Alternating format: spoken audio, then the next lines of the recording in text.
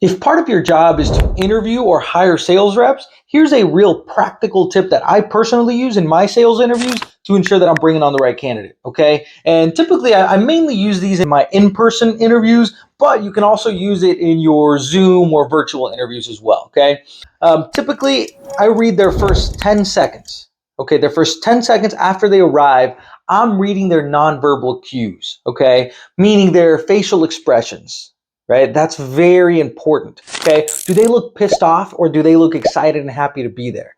Right? Are they smiling? That's a big one for me, right?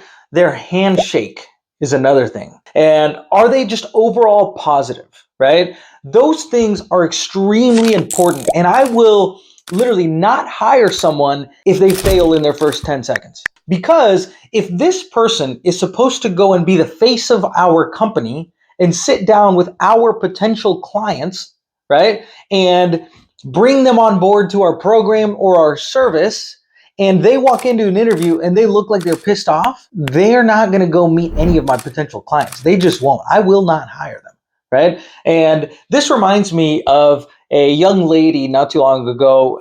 This was a group interview. Here's an example for you guys. This was a group of 5, right? Depending on the position, a lot of times I'll run them in a bit of a group setting. And she was one of the last ones to walk in, right? I think she might have been the last one to walk in. She wasn't late, which is good. And I'm going to say Jennifer. I'm going to use the word name Jennifer, right? She walked in and I said, "Hey, Jennifer, go ahead and sit down right here." And, well, first I got up and I shook her hand, right? "Hey, Jennifer, how are you?" "Oh, good." How's your day going, Jennifer?" And she said, "Good." And she sat down and she was like this. And instantly, right, she violated one of my requirements, right, one of my standards. And I said, "Hey, Jennifer." Yeah, I said, "Hey, Jennifer, are you having a bad day?"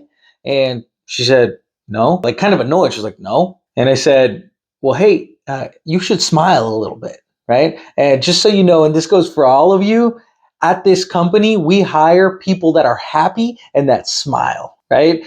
And if you can't do that, I'm sorry to tell you, you won't be hired." And instantly, right, all of them changed. They thought, "Oh shit, like, okay, this is the real deal," right? And frankly, even if we don't hire them, that might actually help her. Hopefully that helps her for her next interview.